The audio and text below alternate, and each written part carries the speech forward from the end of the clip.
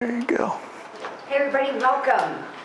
I hope some of you have been able to come to the last couple of sessions that Jim's done talking to us about Oro Valley history and the panels that he's put together for who was here at that time when we became a town. They've been fascinating. If you weren't able to come, you can read all about it in Oro Valley, the first 50 years. We just happen to have a couple of copies here today. Anyway, Jim is going to talk to us about Oro Valley History Part 2, and we're excited to hear him. Jim is a past president of the Oro Valley Historical Society and our current historian. And there is not a quiz after this, and you'll be really glad because he's got a lot of information coming to you. Oro Valley Historical Society appreciates the opportunity to present these programs, and if you like them, well, even if you don't, we do have a donation box in the back. Thank you very much. Jim Williams. All right. Thank you.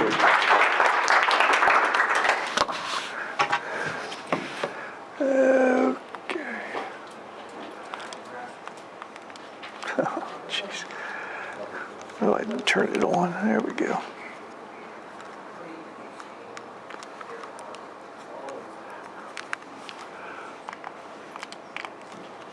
There you go.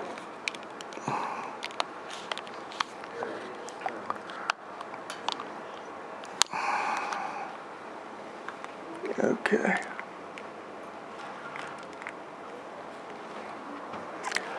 Okay, hold on one second here. It's on.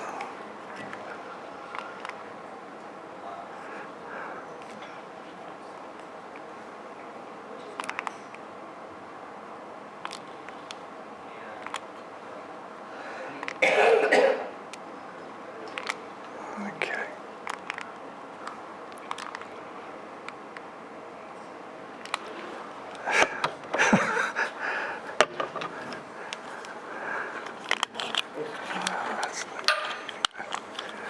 All right, thank you. All right, could you turn to the next slide there? See it there? Here it is. Just hit like that. This one here, that little arrow. Okay. We talked a little bit last week about the early history of the town up to the 1950s. And I just wanted to kind of summarize a little bit. We had waves of settlers that came here, several different waves of non-native settlers from more than 1,000 years ago up until the 19th century. We had non-native early settlers from the Civil War to about 1900. Most of those people came here without virtually all of them came without title to the land. And then the homesteaders came along. The federal government made homesteads available in this area until about 1940.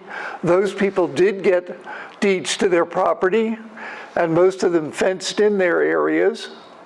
You may know that, by the way, you could still get a homestead in the United States up until the late 1960s. Does anybody know where that was? Mojave Desert? No. Alaska, yeah. A friend of mine who passed away recently was one of the last homesteaders in Alaska. But homesteading here ended about World War II. Overlapping with that, a bunch of wealthy ranchers started to move here from Ohio, Illinois, California, Pennsylvania, all types of areas. And they bought up a lot of the homesteads and turned them into large ranches. And then after 1945, we are all part of the last wave, or at least the current wave of people going through here. Okay, next slide.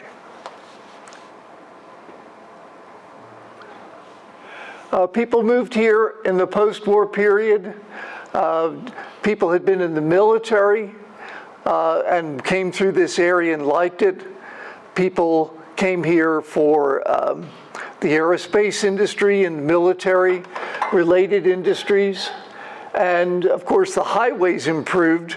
During Eisenhower's term, we developed the interstate highway system so people could drive here. Because back in the 30s, people always came by train, which was less convenient. And so Arizona's population begins to grow, and Oro Valley also begins to grow. Next slide. Of course, transportation improved. Oracle Road was paved. Other roads were paved, though even if you came here, even into the 1970s, there would have been quite a few dirt roads in this area, or roads covered with a little bit of gravel, but not really what we consider a main road.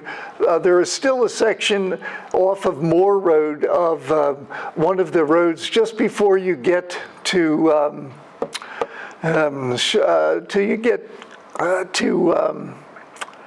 Thornydale. On the left, you'll see a dirt road there that goes off on the diagonal. That's one of the last remaining dirt roads in this area that were typical up until the 50s and 60s. Okay, next slide. And so we had suburban developments. Campobello was one of the earliest ones, started in about 1948. Next slide.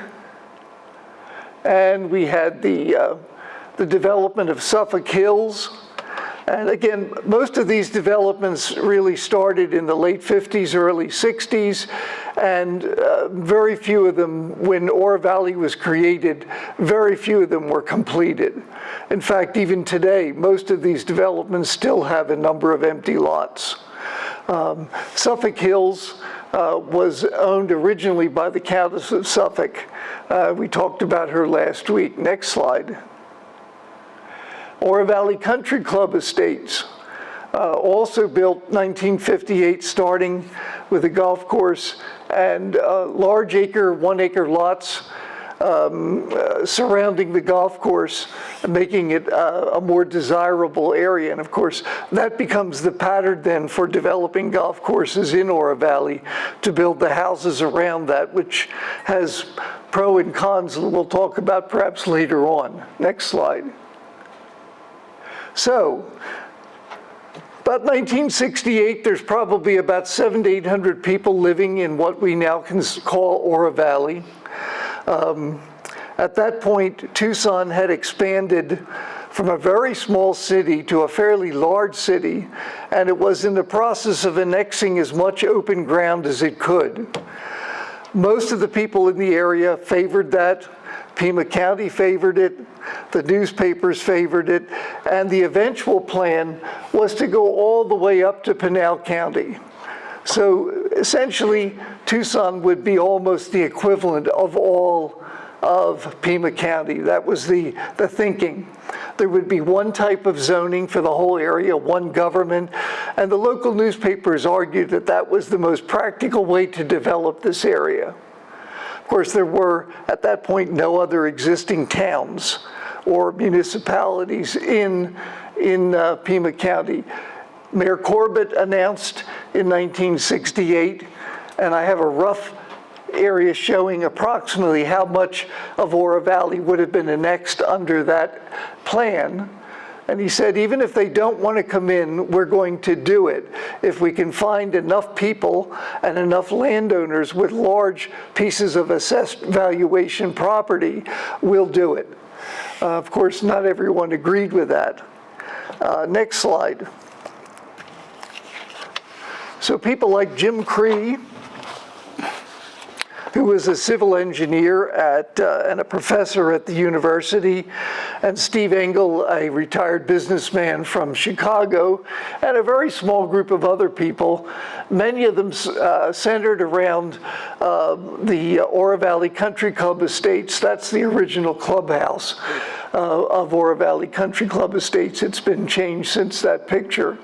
And a few small developments, Shadow Mountain Estates, Linda Vista Citrus Tracts, and a couple of others. They came together and they decided to submit a petition to create a separate town. They wanted their own community, they wanted their own zoning, and they wanted their own police. And they were quite adamant about that. And they were particularly angry because Pima County was proposing something called cluster zoning for this area. And I mean by cluster zoning, if you think of the typical development of the 1950s, if you had a piece of land like this that was 10 acres, the size of this room, you would cut it up into 20 or 25 pieces. And everybody got a half acre or a 3/4 of an acre, et cetera, and the roads would go through those. Well, Pima County said what we should really do is concentrate all the homes over here, close together, and leave all this other room as open space. And people here did not want that. They wanted something more traditional. And so they decided to petition and fight in the courts. Here's a picture of Jim Cree's original map for the town. Being a civil engineer, he knew how to design this.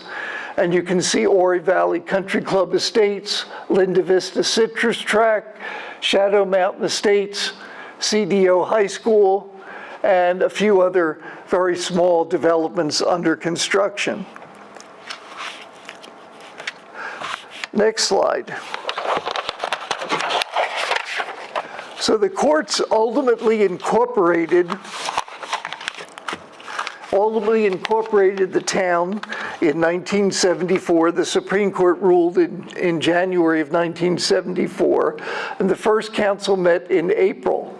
And the first council was elected by the public in August of 1974. Even though they have created a town, there are lots of problems.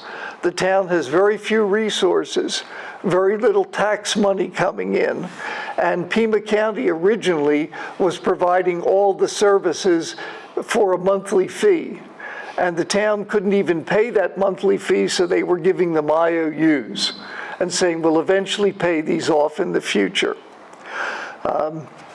Ultimately, and I'm not going to go into detail because I've talked about this before, but ultimately by 1975, Pima County said, you're on your own. You have to survive. We don't accept any petitions for a disincorporation.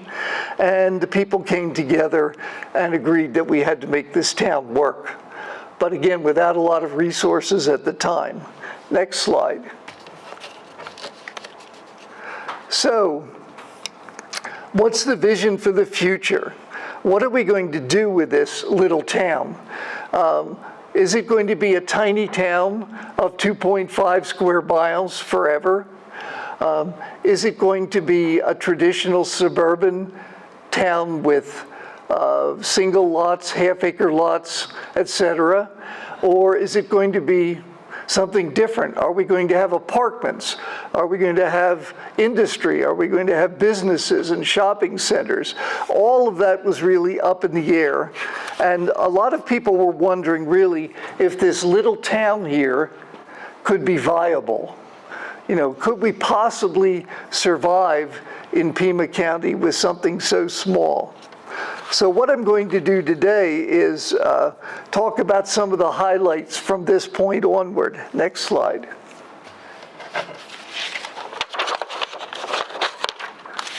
So as I said, the government was small. The first government was in an apartment unit along Oracle Road. And then about 2 years later, they asked people for donations so they could put a down payment on the building at Cali Concordia, because they were at this point holding all their meetings at CDO High School. And they wanted to have a meeting place where the offices were. Unfortunately, they found out very quickly the meeting room was way too small, and people often had to stand outside and listen from the outside because there wasn't room for all of the citizen involvement. This was an era of volunteerism. Many of the jobs of the town were still being accomplished by volunteer pothole fillers, volunteer building inspectors, people who did it for little or nothing. And that went on for several years until they really discovered that that wasn't working very well, and they were going to have to go for more professionalism. Okay, next slide.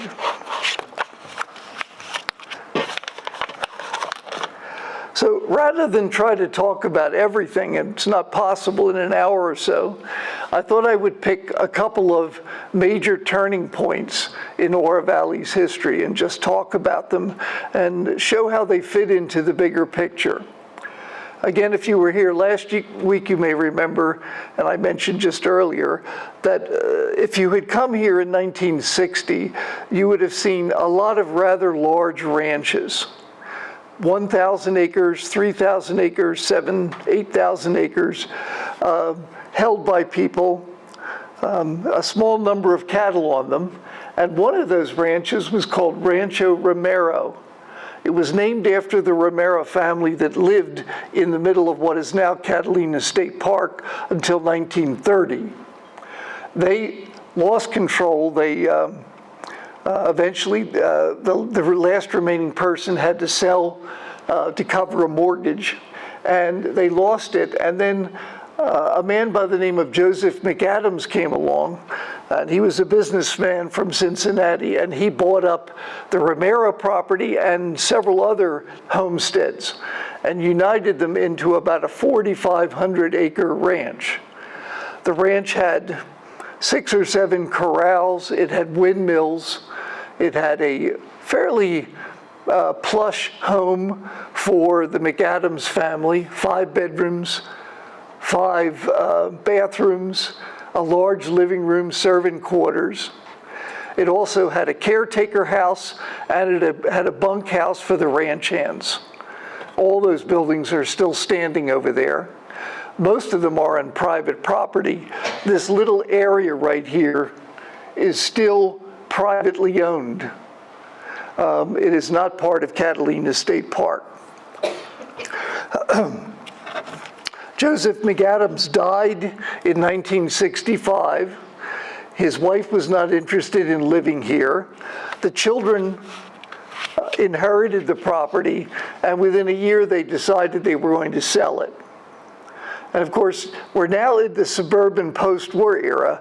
This ranch land is now real development real estate. And what they bought for a few $1,000s is worth a great deal in the millions now at that point. So, next slide. Oh, by the way, also the Golder family owned the top northeast corner of the park. So what you're looking at is kind of the outline of the McAdams and the Golder properties, which ended up being Catalina State Park. So this plan was proposed by the family. They had a planner design it and propose it to Pima County. And I don't know if you can get the sense, but there's sort of the outline of the park like that. That's what eventually becomes the park. And the dark line is the beginning of the federal land, the land that's controlled by the federal government. They had plans here for apartments, a golf course, commercial center, industrial park, open space, corrals, and other things.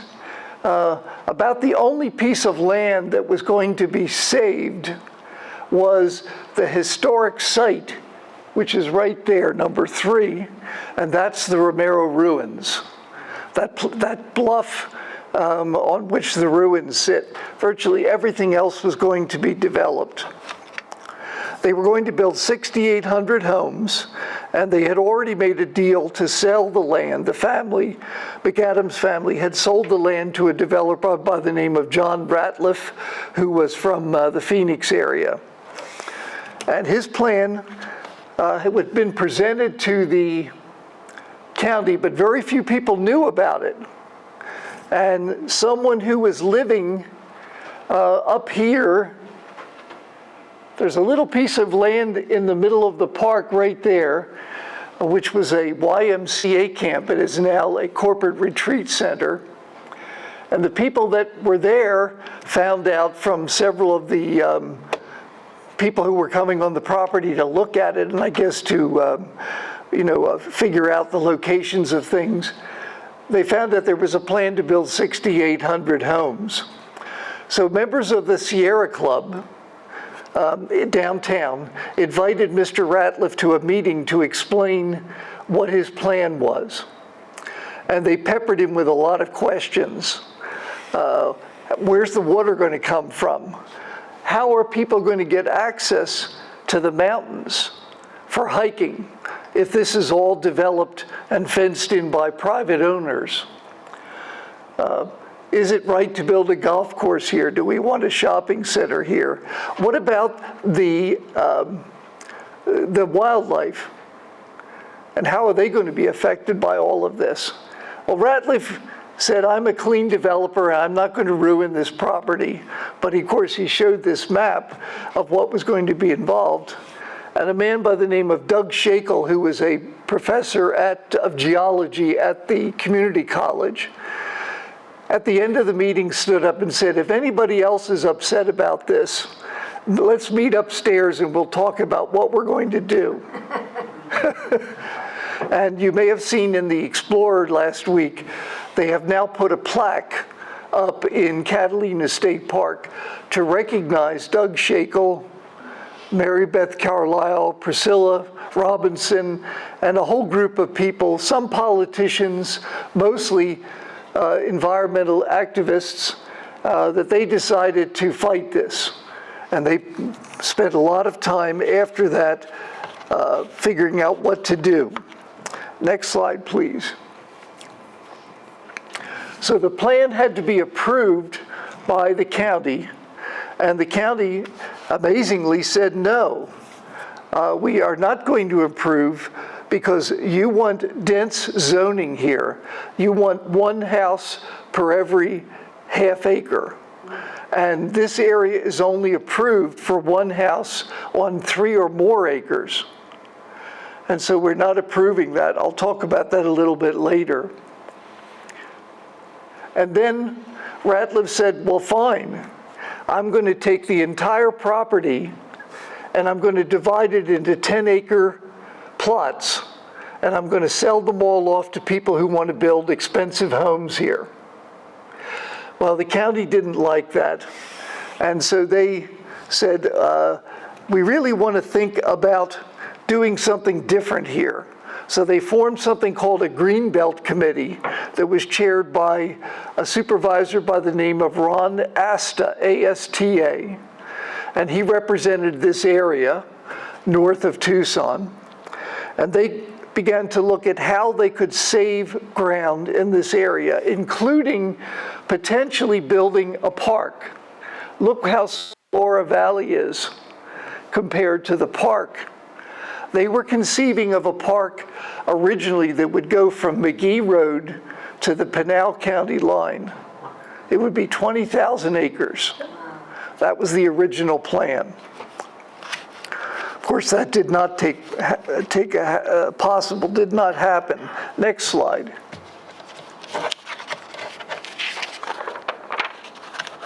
The county decided to kind of put it in the hands of the voters. Pima County for many years had a bond issue every 5 or 6 years. And they would ask the public to fund big projects with bonds that would be paid off over many, many years. They proposed this in a package of bonds of over $100 million, that several $1 million would be set aside if the bond was passed to purchase some or all of this park. About 55% of the voters voted in favor, and so they had money to buy land. And if you can see number 1 here, this is the land that the county purchased, and here. And it was wonderful that they did it, but you can't build a park with one piece of land up here and one piece of land down there. The developer, John Ratliff, held on to this piece I would say, arguing as a bargaining chip, because he knew the county wanted to build a park, but he also now had something to hold it up from really taking place. So the county had purchased it, and they wanted the state to get involved, and the state park board, Shakel and all of them went to Phoenix, and they showed up and they testified, and the state parks board said, "We are not interested in a park here. We do not believe in urban area parks." Most of the parks that exist here are way out in the, in the open areas. And this was a new idea, to have a park for recreation that was only 10 miles from a major urban area, the city of Tucson. So the state park board said no. Some of the politicians and others said yes. And in the middle of all this, a professor at the university, whose name escapes me at the moment, but he formed a group of students and they wrote up a plan for the park. And they proposed a park kind of unlike what we usually think of. No swimming pools, no food concessions, no amenities, simply horse trails, walking trails, and a place for people to park their RVs. And their plan that they came out of from the University of Arizona, the students and the professor developed, is pretty much the way the park was developed. It was developed in a minimalist style, that it was really to preserve the environment and let people get into the environment, but with not a lot of things like, all kinds of special, like a recreation area for children or something like that. It was meant to be a true park area for hiking, horseback riding, etc. They had many meetings. That's Doug Shakel on the right there. And I don't know if you know who that is, but that's a young Governor Bruce Babbitt. When he was governor. I had a chance to email him back and forth and get some information about this and some other things for my book. The state ultimately agreed to trade land. And so the county trades their land with the state. So the county got land somewhere else. And they gave the area number 1 to the state. But area number 2 here was traded for land over here. And that's Rancho Vistoso. Because Ratliff had quietly gone and bought about 5,000 acres in Rancho Vistoso. But the state controlled about 2,500 acres of state trust land. And so the deal was a swap. That was a new idea. There had been only one swap like this between the developer and the state before in Arizona history. So about 1978, everybody sat down at a table, the Pima County supervisors, the state board representatives, the developer, and they did that.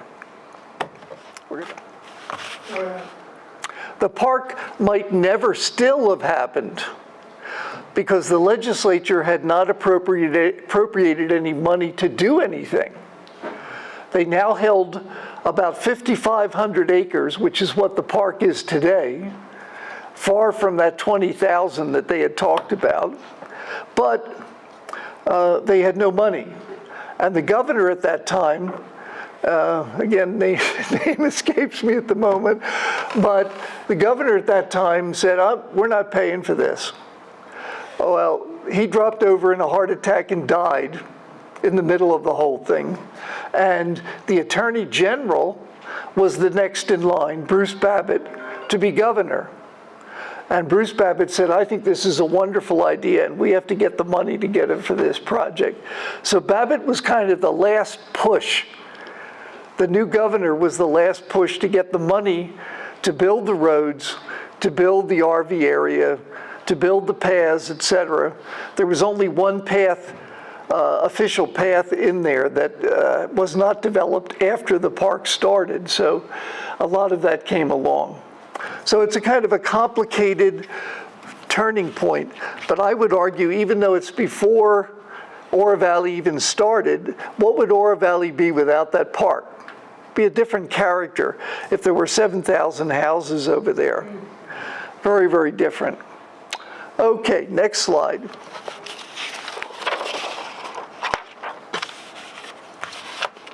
One important part of all this, though, is that the county had been working on something called the Tortolita Plan.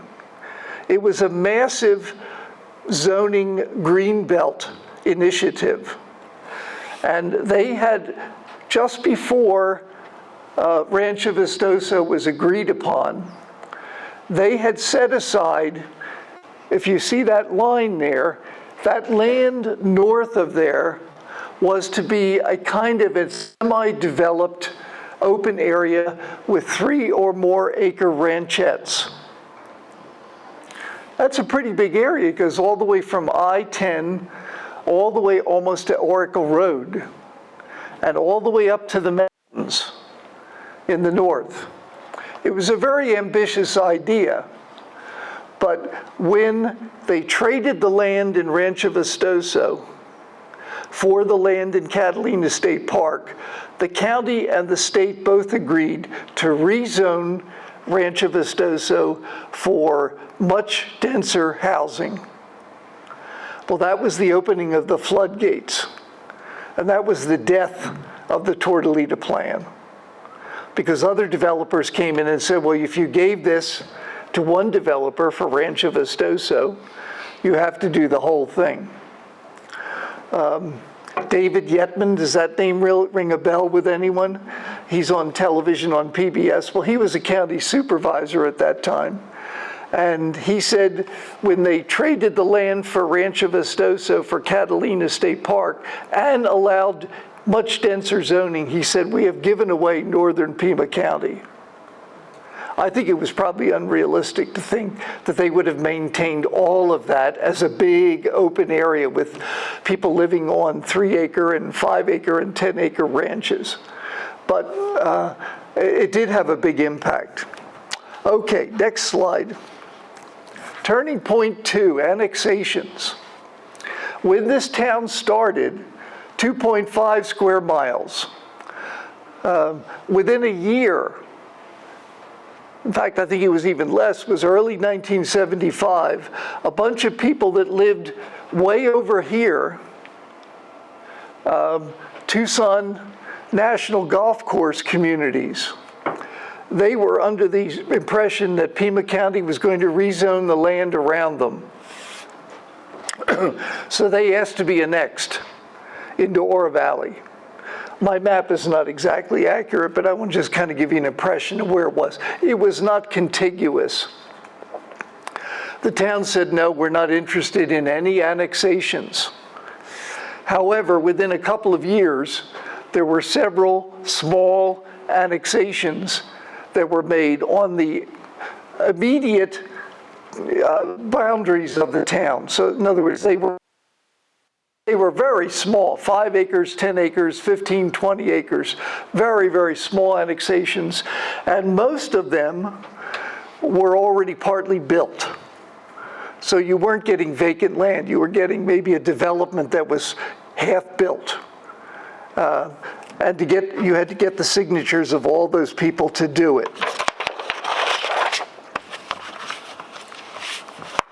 Now you remember I said the town did not have much money. When it was founded, the biggest business in the town was the pro shop at Oro Valley Country Club. In fact, that was the only business. There were no gas stations. There were no fast food restaurants. All the things that you see along Oracle Road came much later. So the town was kind of desperate for money. And so annexation became partly a way to expand the town, make sure other communities didn't take that land, but also gain more money. Next slide. So starting in 1980, the town started to annex territories. The first one was the area that is now the Hilton Ilkan Conquistador, which was a Sheraton originally. And then 2 years later, the area around what is called Kenyatta Hills, which is many, many different housing developments in an area of about 850 acres. The Sheraton was annexed in 1980, 160 acres, which means it was a perfect section, homestead section. And it was to include a hotel, a 9-hole golf course, and houses built around the golf course. It was put on the fast track. Jim Cree, Steve Engel, other people all later said this was necessary. We needed the revenue from that because every customer at the restaurant is paying sales tax. Every hotel room is paying a bed tax and a sales tax. So there's going to be money coming in.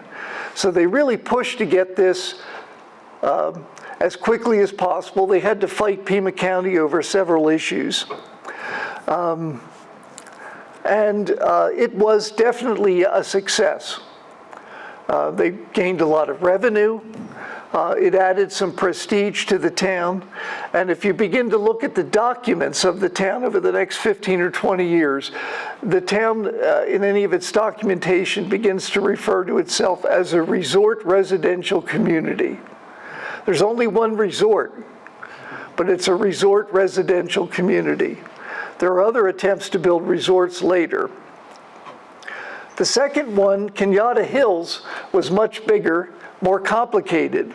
I have seen the original plan that was adopted for Kenyatta Hills.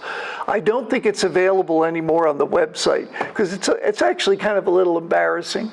It was only 25 pages long. For an 850-acre development, a 25-page plan. And many of the maps in it were actually written in hand, like somebody drew a map.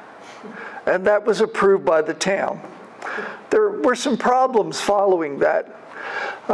It was to have many subdivisions, 2 golf courses, and a big hotel resort. The big hotel resort was never built. The golf courses were built. And the golf courses, again, were built on the surrounding the golf course. You know, the houses and the golf course were all together. It developed rather slowly. There was opposition to it. Interestingly, some of the people who had started the fight to create Oro Valley in 1970 opposed this. They said, we don't want this town to be adding these big sections of property. But it did get approved. Next slide. Rancho Vistoso is the big annexation. Look where the town is down here. You can kind of see the border of the town there. And the big blob of Rancho Vistoso that's going to be added to it. This was considered in 1987.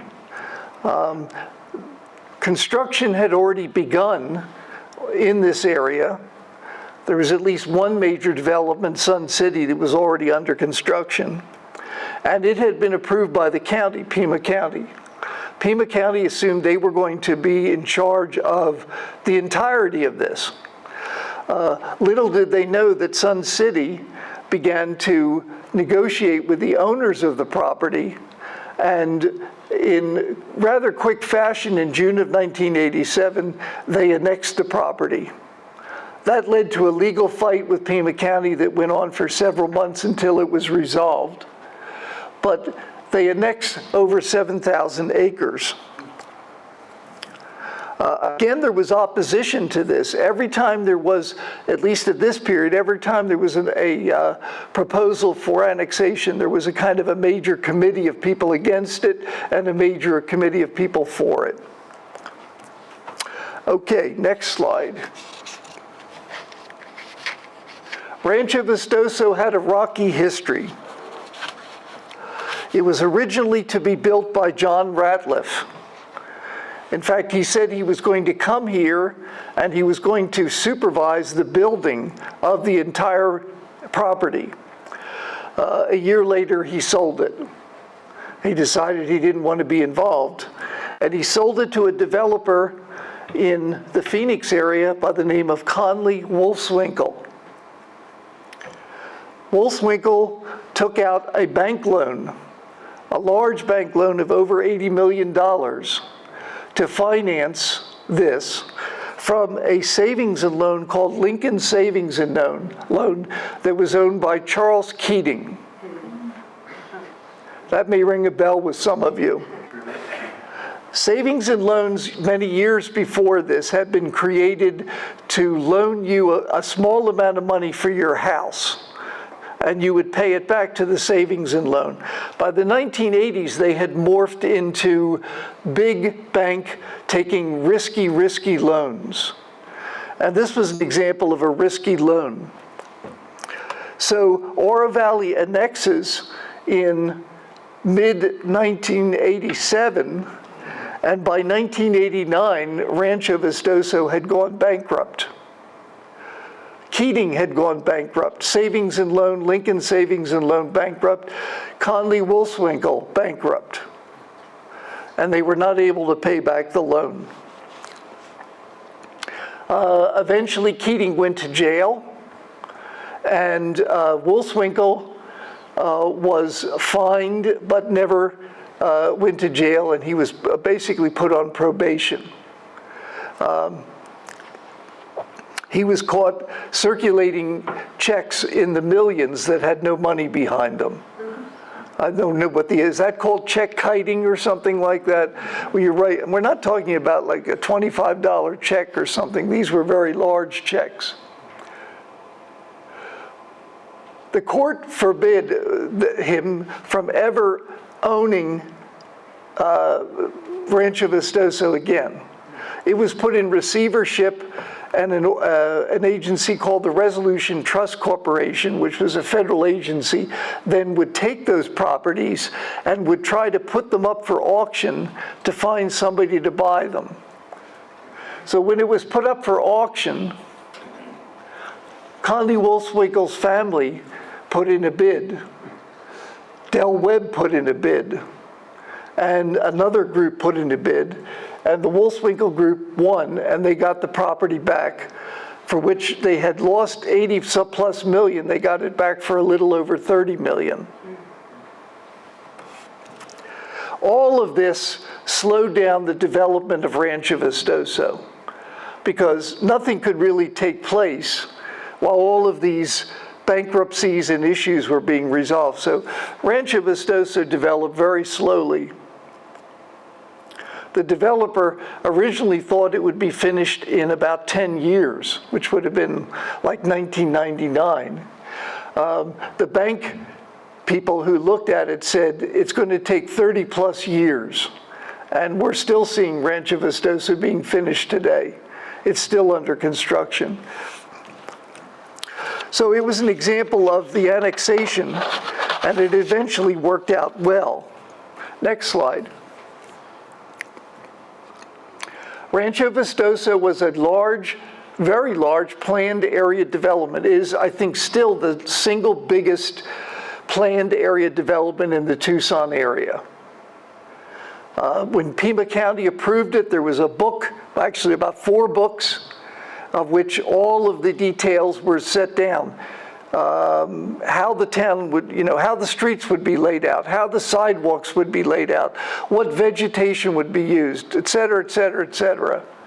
And the idea was this was to be a satellite city that would be essentially self-contained. You could live here, work here, play here, shop here, do everything. It didn't exactly work out that way, but it is a community that has a little bit of everything. And I would argue it's a pretty well-planned and fairly attractive-looking area. It certainly looks better than it would have looked if it had all been developed by 25 different developers. There was one entity, Vistoso Associates, that kind of handled the entire project. And we have these beautiful plantings and medians, which I try to point out in everything. When you drive around Oro Valley, look at the way this town was laid out. There was a lot of thinking that went into it. Next slide. The first group to come into Sun City was the Del Webb Corporation. Remember, they actually came in about a year before Oro Valley took over. Del Webb was a very successful, had a very successful construction company in Phoenix. By this point, they were building casinos in Las Vegas. They were building sports stadiums. And of course, they had built Sun City in the Phoenix area, near Surprise. He owned the Yankees. That's him with Joe DiMaggio. He owned the Yankees for about 15 years. And he builds Sun City. And most of the things that I've read say that the Del Webb coming in and building here was one of the things that made Rancho Vistoso work, because he was a known developer, he was known to be successful, and this brought other developers into the area. And he took approximately 1,000 of the 7,000 acres. And he also agreed to a large savings of open space. Sun City community has a lot of open space, and Rancho Vistoso overall has a lot of open space. Again, not by accident, because it was put into the documentation early on. Next slide. There were other disputes over annexations. Oro Valley in the late 1990s decided, or was interested, I should say, in annexing part of the town of Tortolita. You see Oro Valley, and Tortolita was that open land. Tortolita was the land left from the Tortolita plan. You know, those 3-acre, 5-acre, 10-acre ranchettes. And a lot of that land was either 3-acre or it was 200 acres that developers were holding. So it was a kind of a combination of little ranches and big pieces of open land. And the question was, what's going to happen with it? The legislature had adopted a law allowing them to incorporate. And then they formed a town in 1997, but they were opposed by Pima County. Well, not so much Pima County, but they were opposed by Tucson and Oro Valley. And Oro Valley gradually annexed some of that area when the town lost its charter. Next slide. Other disputes over annexation and development, Honeybee Canyon. Is there anyone who was here during the Honeybee Canyon fight? Few, not too many people. But that went on from 1994 until 2009. It was a long, long thing. There are hundreds of newspaper articles in the newspapers.com about this. The Wolfswinkel interest decided in 1998 to build Stone Canyon, and they got approval from the town. And one of the issues was, what is going to happen to this corridor near 1, 2, 3, and 4? How much of it is going to be preserved? How much is going to be developed, and how dense will the development be there? This may sound familiar, but the developer said we're going to build a variety of types of houses, we're going to build a very exclusive golf course, and we're going to build a resort. The resort never got built. There have been many cases where that, I mean, the only other resort the town has, as I understand it, is the one that's on Ina Road. Westward Look. Westward Look, which was just a year ago approximately. The town finally got it after a long time of negotiation. But this was a major fight between environmentalists, community activists, corporations, and the council kind of in the middle trying to decide what to do. Ultimately, some of that land was annexed by Oro Valley, and ultimately there was a corridor preserved, though many of the environmentalists would have liked a much bigger corridor. Okay, moving on. Turning point 3, Steam Pump Ranch. George Bush had established a ranch here at about 1874. The Bushes were here till 1925. They lost control of the property in a bankruptcy. Another gentleman by the name of Jack Proctor bought it in the 30s and held it till 1970, and then he gave it to his grandsons. By then it had shrunk, a lot of it had been sold, and there were only 56 acres left in which this house and other historic buildings were there. Next slide. There were at least 38 homesteads in Oro Valley in 1940, but as you can see, most of them were not preserved. Many of them were made of very flimsy construction to begin with. They were made of whatever materials were available. And these are two examples of ruins of homesteads that still exist, but all is really left of both of them are some foundation stones. Many of them were being bulldozed because of construction, subdivisions. And a few people began to look at this and argue that something really needed to be done to save something in the town of its history. Next slide. As you can see from the picture on the left, this is the Steam Pump Ranch pump house in about 1930. This is what it looked like in 2003. So the property was not being maintained historically. Some of the buildings were not being very well maintained. And the grandsons that owned it wanted to sell it for the maximum profit, which would have been some kind of development shopping center. And so that became the question, what's going to happen? Next slide. The article up there on the left is from 1988. Oro Valley annexed the 56 acres. And shortly after that, they approved a plan which later became known as Steam Pump Village, that it would be a mixture of different kinds of stores and apartments and other buildings, and that would also not include somewhere between 7 and 15 acres where the historic buildings were. But it was still kind of up in the air at that point, as late as the early 2000s. Next slide. So a group of activists started to go to meetings. Several of those people ended up being the founders of the Oro Valley Historical Society, and they began to lobby to save these buildings, save this property. That's my map over there on the left. You can see where Steam Pump Village was, or is, at Oracle Road, and this section of approximately 15 acres would include the pump house, the push house, the Proctor Lieber house, and some other buildings. In 2003, the town council committed to obtaining the 15 acres and preserving it as a historic area, but they didn't have the money.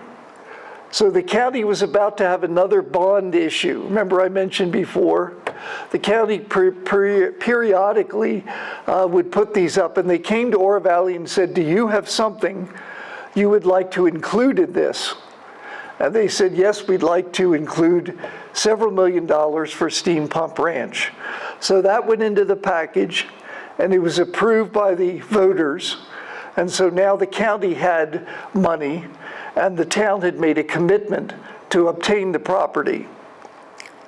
And that, by the way, means that the county is involved anytime any change has to be made to that property, because they're the ones that put up much of the original cash, not all of it, but some of it. The deal was closed in 2006 to buy the property, ultimately for $4.5 million. And then a task force was created to study it and decide what to do. And the first building to be restored was the Push House in 2011. And you'll notice, take a break here. And you'll notice that currently there are several buildings that have been restored just in the last few years. The pump house has not been restored. It's a kind of a recreation of the pump house, but other buildings have been restored. The only major building left is the Proctor Lieber House to be restored. Okay, next slide, please. And the last big issue is obtaining water. Where would this community be today if we did not have water? It wouldn't be here. The federal government, during the Lyndon Johnson presidency, had passed a law creating the Central Arizona Project. The idea is the federal government gave a large sum of money, I think about $7 billion originally, to Arizona, and then when that canal system would be built, that money would be gradually paid back to the federal government out of your bill. If you look on your bill, there are things in there about the CAP. So we're all paying that off very, very gradually. Of course, we're paying it off with inflated money. So we're not paying what it was back in 1968. But think of this, 1968. When did Oro Valley finally get access to that water? About 2011. So just in case you read in the paper of all these ideas of how we're going to solve the water crisis by building a canal from the Mississippi River to the Colorado, etc., these things take a long time. Because there's two words you have to always remember: lawsuit. Somebody's always going to file a lawsuit. And then there's going to have to be a court adjudication, and everything takes time. And by the way, the CAP, this is where one of the places where it comes to in Marana. And the CAP was the ultimate triumph of Senator Carl Hayden, who had been in the Congress since 1912. And he was barely able to function in 1968, but he stayed. He was the head of the Appropriations Committee, and he got it approved, and then he retired about 4 months later. But that was his ultimate accomplishment. The Tucson was to be a hub for the distribution of this water in this area. But the rules were somewhat unclear of how that was going to really happen, because it's one thing to have the water right there, but it's got to get from there to your house. And that involves a lot of infrastructure, pumps, filtration, wells, not wells, but pipelines. All kinds of things have to accomplish first. The water ultimately was delivered to Tucson in 1992. But those people who were here may remember the water was not very attractive. It was brown, and it had a kind of an odor to it because it was coming through piping system and picking up particulates, and it wasn't very popular. So again, anytime somebody talks about how you're going to solve the water crisis by doing some great engineering project, it takes time. It takes a lot of time. Okay, next slide. Oro Valley, even though it was a town, and even though it now controlled Rancho Vistoso, there were many, many different water companies operating in this town at that point. I don't have an exact number, but I think it was about 9 water companies. Some of them were very small, just for a single housing development. Tucson Water Company, the part of the municipality, Metro Water, Rancho Vistoso, the developer, Wolfswinkel, had a water company. Kenyatta Hills had their own water company, and there were many private wells. Oro Valley Country Club today is still on private wells. It has its own access to water and is not supervised by Oro Valley at all. So Oro Valley, about 1991, the people who were in the government at that point said, we're growing fast, and this kind of system is not going to work. We can't have all of these different entities pumping water out of the ground and have no kind of central control over the amount of water, the availability, the rates, etc. And so several of the councilmen actually went door to door one day, I think it was in 1992 or 93, and they asked people who were customers of Metro Water to sign a petition agreeing that Oro Valley would work hand in hand with Metro Water. And so they formed a consortium of Oro Valley and Metro Water. That was the beginning of Oro Valley having some kind of water system. The council then began to consider buying up some of these and forming a utility. And in 1996, they purchased Rancho Vistosa Water and Cañada Hills Water and formed a public utility with a utility commission. And the utility commission is responsible to the town council. There was tremendous opposition to this. Lots of people came to meetings and were quite angry because they did not want to lose their little Rancho Vistosa water company. They were afraid the rates were going to go up. Well, the rates were going to go up no matter what. They were going to go up because water was going to become more expensive. Water taken from the ground here right now costs about $69 an acre foot. Water coming from the CAP is about $210 an acre foot. So as soon as we were going to end up using outside water, it was going to become more expensive. It was kind of inevitable. But it's kind of an example of the short-sightedness of people at that time. Next slide. In 1970, there were 2 golf courses. In 2000, there were 7 golf courses. All of them are pumping groundwater. They're all part of the system. So your drinking water is coming out of the same wells that are maintaining these golf courses. And at this point, the golf courses are using up about 1/5 of all the water consumed in Oro Valley. So you have a lot of development going on, and you also have golf courses using the water, and the ground level water levels are falling. So we don't have any cap water, we don't have anything else, and at that point we're very dependent on groundwater. Next slide. Between 2001 and 2011, Oro Valley finally got access to water that could be used other than groundwater. And today, we're using more water from other sources. We signed a pact with Tucson in 2001. We agreed to pay for some of the costs. Tucson had been holding the water, the cap water that we were supposed to get, and we had to pay them basically for the water they had already paid for. And so CAP water was delivered to Oro Valley starting in 2011.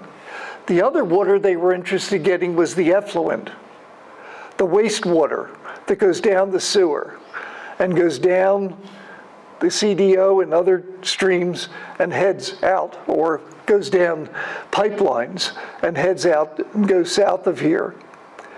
And at the same time in 2001, Tucson also agreed to take back the effluent water with the idea that both the effluent and the CAP water would go through the piping system of Tucson.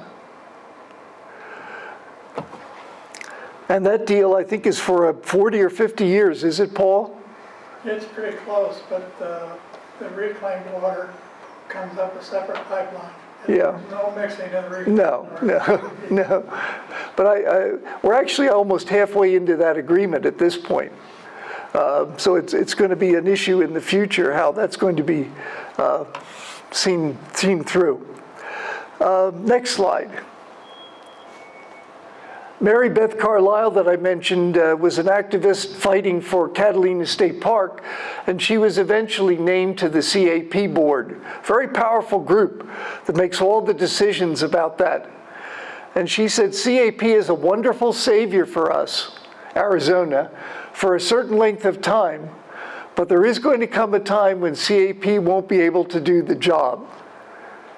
And so some people would argue it's a postponement of the issue, because as we're using CAP water, and I don't mean Oro Valley, but the whole southern Arizona, we're also building more houses.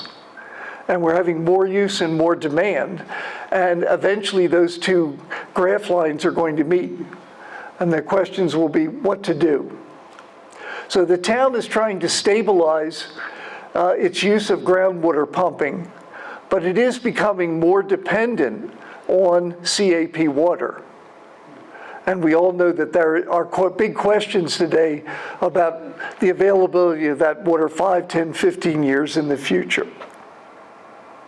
Okay, next slide. So we've had many, many contentious meetings. If you're a member of town council, and I was in Pennsylvania, 90% of the meetings are very quiet. Nobody shows up, nobody says anything, and then all of a sudden there's an issue, and you have a room full of people like this, and a lot of angry people speak out on issues. But partly that's because there was no agreed vision when this town was created. I don't know if that would even been possible, but we've been annexing land and more development, and a lot of people were okay with the annexation as long as the land never got developed. But when the plan came out for the development of that annexed land, then people were not happy. And they often didn't realize that a town council 10 years ago had already agreed to what would happen to that land. And the current council had no control over that. And so there was a lot of misplaced anger. But I would argue that we have an educated population here. We have people who are interested and involved, and I think that has made a better community. It's not always been perfect, but we've done the best we can. Next slide. And just quickly, future issues. I think one of the most dangerous things is here is we have almost no media coverage today of Oro Valley government. Other than in an article in the Explorer, there is television, radio, virtually no mention. To my understanding, I think only one of the 3 television networks covered the 50th anniversary of Oro Valley. The other 2 didn't even mention it. We got a problem if our local government, if we don't know what's going on. The internet is not filling the gap. It's not filling that gap. And of course, I put a fiscal dilemma that I talked about in my book. Since we do not have a property tax, we are very dependent on sales tax revenues. And annexations have been a way of adding revenue, but they also add costs. You know, when you build a shopping center, you need more police. When you build a housing development, you need to improve the water system, et cetera, et cetera, et cetera. So there's a lot of things. And I think one of the biggest problems that's not just here in Oro Valley is that everybody wants services, but nobody wants taxes. You know, we all love the park system we have. It's a beautiful park system, but parks cost a lot of money. They have to be maintained, not just bought and built, but maintained. And that costs money. Last slide. Any questions?